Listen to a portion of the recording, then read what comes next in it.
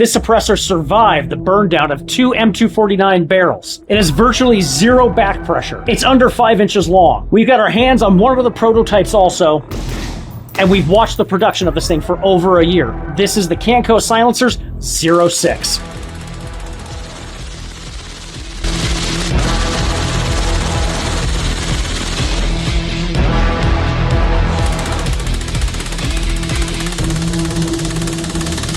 All right, before we get started, let's state the obvious first and foremost. Canco has not paid us any money to do this review. There's no exchange of money, no exchange of goods. We didn't sign a sponsorship agreement, and we didn't sell our souls out. We simply happened to get our hands on one of the prototypes, the Mini 6, and we've been following the development of this suppressor now for the better part of a year. That's exactly what somebody who gets paid by Canco would say. It's like people only do things because they get paid.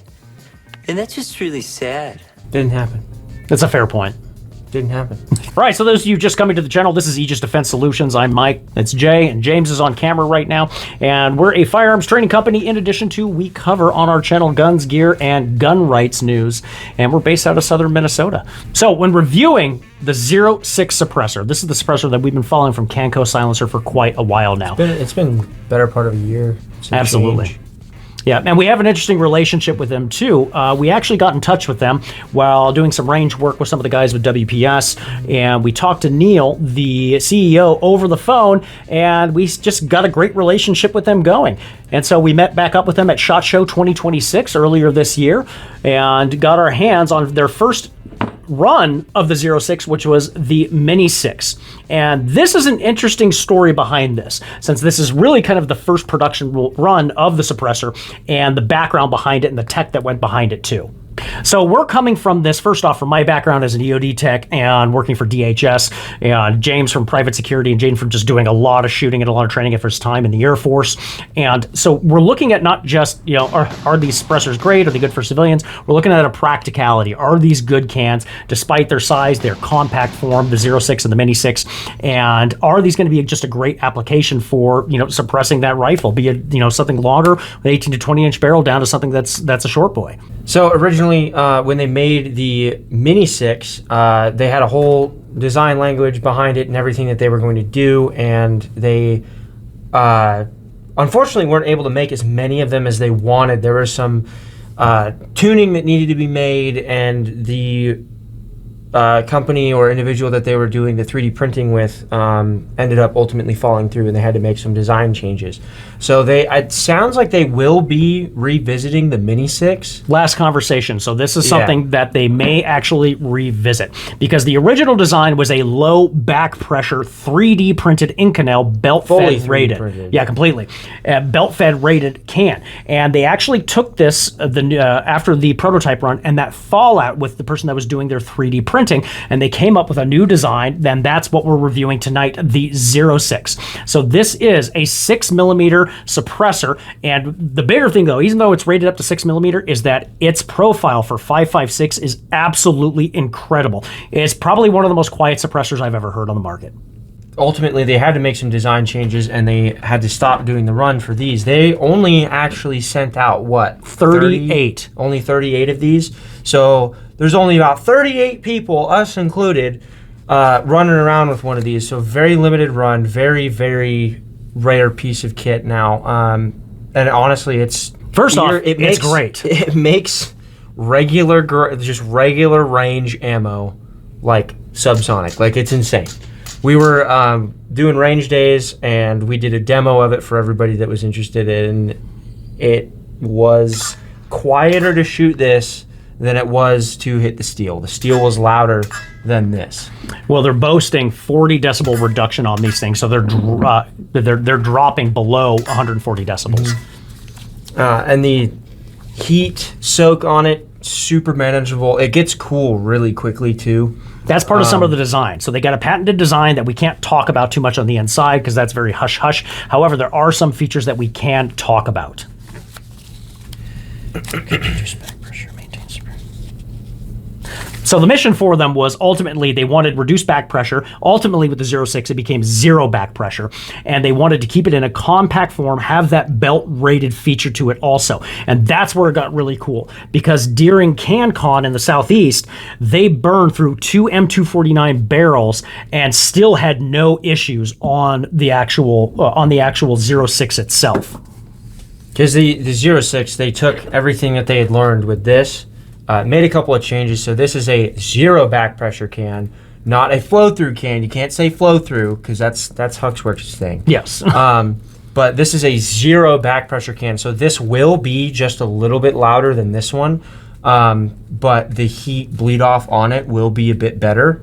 It's going to be about the same. It'll but be it's about just the same? yeah, All right. it's a similar design. There's fluted air ports down the actual cowling of the suppressor itself, and due to heat convection, as the suppressor heats up, it starts sucking in, as it's bleeding off heat, sucking in cool air from the outside to help cool the outside of it and help drop that overall temperature faster through using Inconel versus doing something titanium, where titanium, even if 3D printed, you're going to heat up faster but bleed off that residual heat faster. And because of these flutes, you're going to be able to bleed off heat even if you've got a suppressor cover on it, right? Yep. Yeah, so that will be really interesting to see. I'm really excited to see that. So the 06, as depicted on the website, says it's about 1.74. I'm getting about 1.8 on the inches in diameter on it. Now, they say it's about 17 ounces on the website. I have got 18 ounces, but that is with the Plan A hub that these things actually ship with. And so if I compare that to, say, a Huxworks flow-through, which is about 12 ounces, but that's without hub also. So it is a little bit heavier than a standard suppressor. But the big difference is this is full belt-fed rated, and the Huxworks is not. So the 06 coming in decibels is about 137 decibels, and their prototype run was a little bit lower than that too, but that's because it's just the reduced back pressure. And for the Huxworks, you've got about high 30s, low... High 130s? Yeah, high 130, low 140.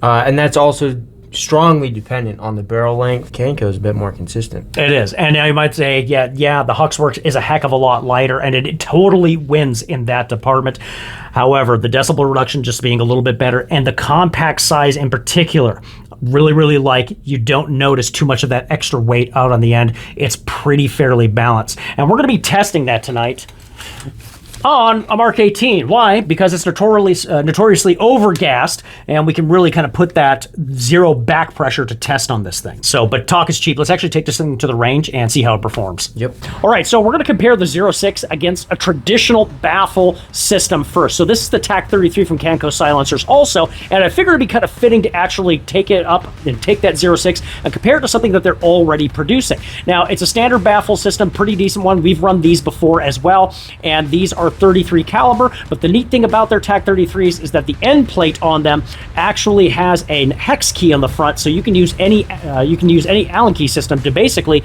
take it off. All right, so the TAC-33, I don't know, just give us some control pairs, and then we'll do a couple other drills with it. It's a suppressor inside a range. It is still a bit.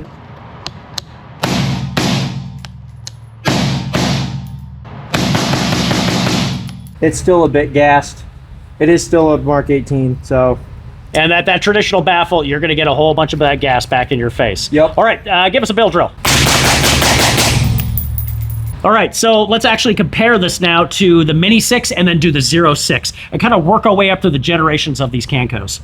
All right, so this is the Mini 6. This is the next step up, the low back pressure. So it's supposed to have only about 20% back pressure coming back into the Mark 18. So we should feel a remarkable reduction in the gas in our face. Now, I haven't fired this before. It does reduce it, but you're still getting a little bit of that gas, can't talk, that gas cycling into it. So let's go ahead and see how that performs. All right, you should bill drill too.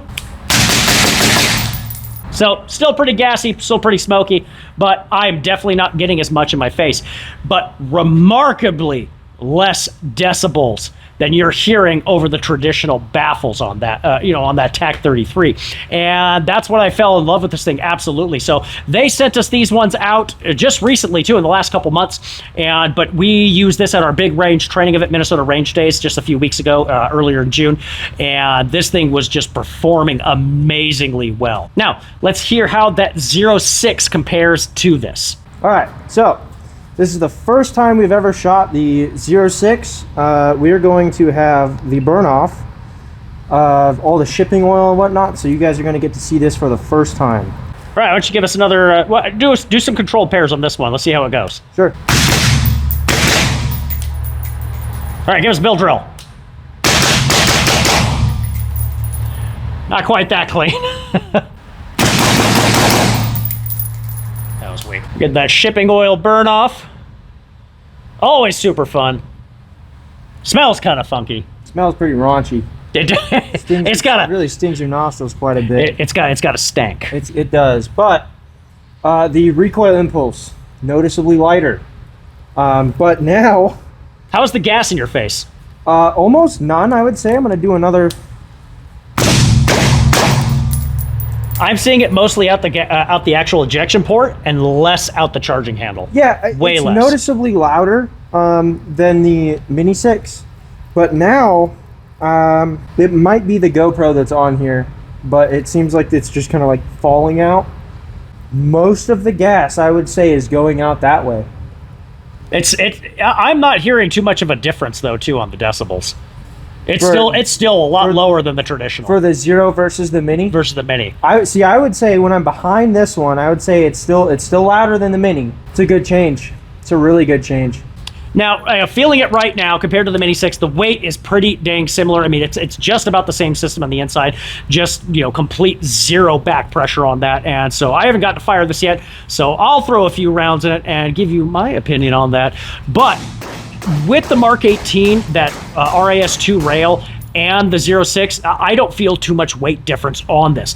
And if you do, and it seems a little heavy, I mean, anytime you put a can out there, you're putting a little more weight forward. That compact size still keeps it a little more back, and so I don't mind this at all. This feels no different than when I'm running the TAC-33 or even like a Huxworks, and that Huxworks is quite a bit longer though anyway. So, all right, let's throw some rounds. Oh, there's like no gas in your face. I mean, I'm getting it out now. It's lingering because we're on the indoor range, right? But I'm feeling no gas in my face on that.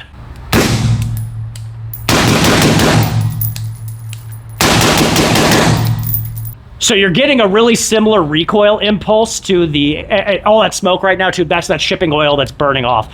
And a lot of people when we did a short on the Mini 6, and it was smoking really bad like this, too. And we had a few people go, oh my God, that's so hot. I'm like, no. That's the shipping oil coming off of it that it ships with.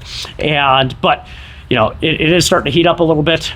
And it's actually one of my favorite parts of firing this, too, is getting that burn off of all the oil. But the recoil impulse is about equal to that Mini 6. And now sitting behind it, I would definitely say it is just a little bit louder.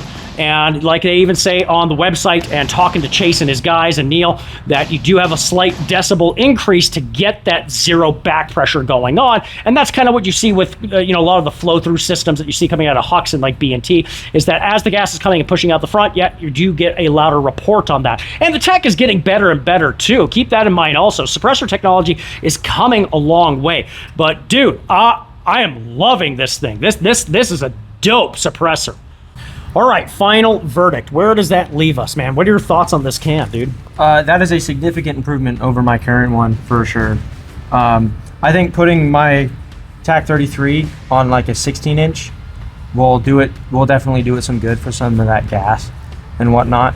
The decibel reduction with the TAC-33 is already pretty good, I would say, but this is like next level. And definitely what I want to be using, especially because this is the gun that I take around the country and do all the events with, like Green Line and all that other stuff. So having a short Mark 18 will make life a little bit easier for me. It cuts a couple inches off, not a huge difference, but the weight I think is not going to be crazy. I have my maul coming in, so it'll be more weight on the front, but I think getting it compacted in a little bit more is going to be nice, especially for long term. Yeah. But I think we have some suppressor covers coming as well. Yeah, Armageddon is making them for right now for Canco, and I know that's supposed to be hitting their website, and that's supposed to be going to main production for them for this actual model. And so that's to come. We have a couple of them coming in, and so we'll actually get to test those out and see how they hold up running these, because especially we got Goons Night Out coming up in October that we're going to be going to also.